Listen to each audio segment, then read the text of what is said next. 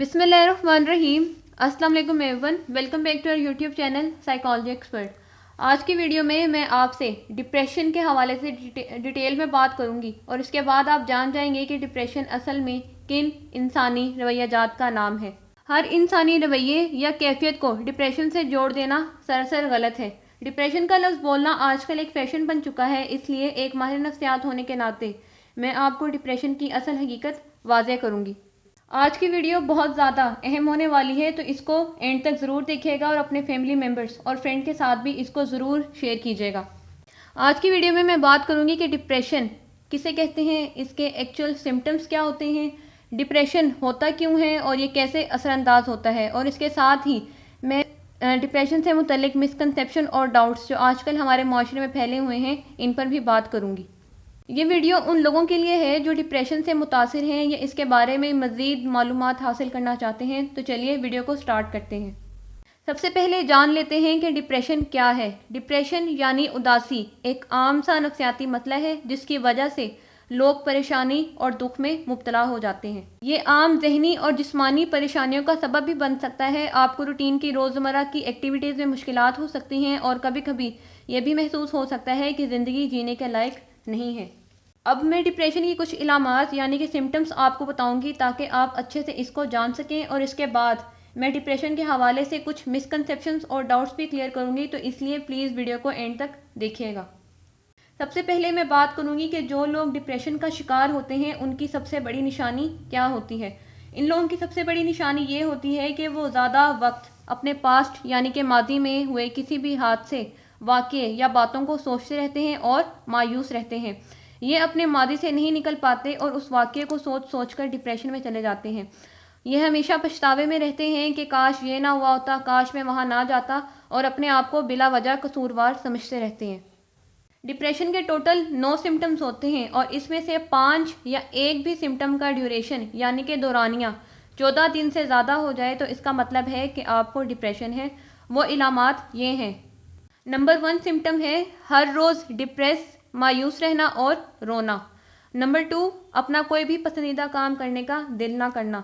Number 3 भूख ना लगना या खाना खाना कम कर देना। नंबर 4 नींद ना आना। नंबर 5 जिस्म में थकावट महसूस करना।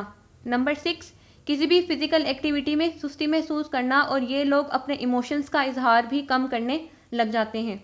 नंबर 7 नाउम्मीद रहना, हर वक्त किसी पछतावे में रहना और बेकदरी महसूस करना, मतलब कि मेरी अब कोई कदर नहीं है, मेरी ज़िंदगी की कोई अहमियत नहीं है। नंबर 8 सुसाइडल थॉट्स आना। अब मैं डिप्रेशन के कॉजेज़ पर बात करूंगी कि डिप्रेशन क्यों होता है, कौन सी चीज़ें आपको डिप्रेशन में मुब्तला कर सकती हैं। नंबर 1 जैसे हमारी बॉडी में जब वाइटामिन की कमी हो जाती है तो हम दीगर बीमारियों में मुब्तला हो जाते हैं। इसी तरह हमारे ब्रेन में जब खुशी पैदा करने वाले हार्मोन्स जैसे कि सेरोटोनिन एंड डोपामीन का बैलेंस ख़राब हो जाता है तो इंसान डिप्रेशन का शिकार हो जाता है। नंबर 2 लाइफ में कुछ स्ट्रेसफुल इवेंट्स जैसे कि कोई ट्रॉमा, अपने किसी प्यारी की डेथ, डाइवोर्स या किसी भी बुरे इंसिडेंट की वजह से इंसान डिप्रेशन का शिकार हो सकता है। नंबर 4 कोई भी मेडिकल कंडीशंस जैसे कि डायबिटीज़ भी आपको डिप्रेशन में मुब्तला कर सकती है। कुछ ऐसी मेडिसिन होती हैं जिनके साइड इफ़ेक्ट्स और ड्रग वगैरह का इस्तेमाल भी आपको डिप्रेशन में मुब्तला कर सकता है। अब मैं आपसे डिप्रेशन और इसके इलाज के मुतालिक जो मिसकंसेप्शंस और डाउट्स हैं जो हकीकत में नहीं हैं उनको आपके साथ डिस्कस करना चाहूँगी, इसलिए मेरी हर बात को गौर से सुनिएगा। सबसे पहला मिसकंसेप्शन तो ये है कि अगर कोई डिप्रेशन में चला जाता है तो लोग कहते हैं कि ये तो पागल हो गया है और अब इसका कुछ नहीं हो सकता। तो ये बातें बिल्कुल गलत हैं। एक माहिर नफ्सियात होने के नाते मैं इस बात पर यकीन रखती हूँ कि कोई भी नफ्सियाती मसले से गुजरने वाला इंसान पागल नहीं होता। हर किस्म के छोटे से छोटे या बड़े से बड़े नफ्सियाती मसले का इलाज मुमकिन है। आप ठीक हो सकते हैं अगर आप चाहें। मिसकंसेप्शन नंबर 2 है कि लोग कहते हैं कि एक मजहबी फैमिली या अमीर फैमिली से ताल्लुक़ रखने वाले इंसान को डिप्रेशन हो ही नहीं सकता। तो ये बात भी बिल्कुल गलत है, क्योंकि किसी भी सोशल क्लास से ताल्लुक़ रखने वाला इंसान, चाहे वो अमीर हो या गरीब, बहुत ज़्यादा मजहबी फैमिली से ताल्लुक़ रखता हो या गैर मजहबी फैमिली से ताल्लुक़ रखता हो, वो डिप्रेशन का शिकार हो सकता है।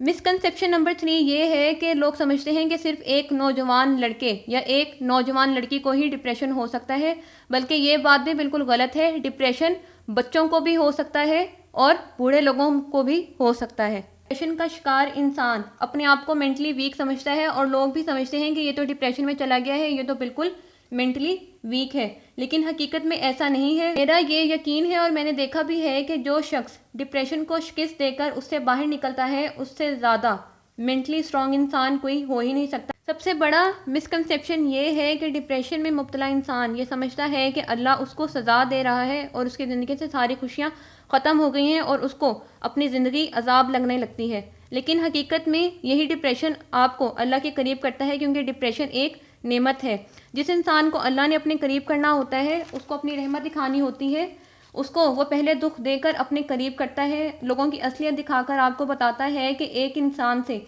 सबसे ज़्यादा प्यार इस दुनिया में अल्लाह ही करती है। क्योंकि जब इंसान दुख में मुब्तला होता है तब वो अपने रब के साथ उस वक्त ज़्यादा करीब होता है बनिस्बत बाकी दिनों के। तो व्यूअर्स, ये थी मेरी आज की वीडियो। मेरी नेक्स्ट वीडियो डिप्रेशन के एक मुकम्मल ट्रीटमेंट पर होगी, तो इसलिए बेल आइकन को अभी से प्रेस कर लें ताकि आपको उसका नोटिफिकेशन सबसे पहले मिल सके। अगर आपको वीडियो अच्छी लगी हो तो वीडियो को लाइक भी कीजिएगा और इसको बाकी लोगों के साथ भी शेयर करना मत भूलिएगा। See you in the next video. Till then, अल्लाह हाफिज़।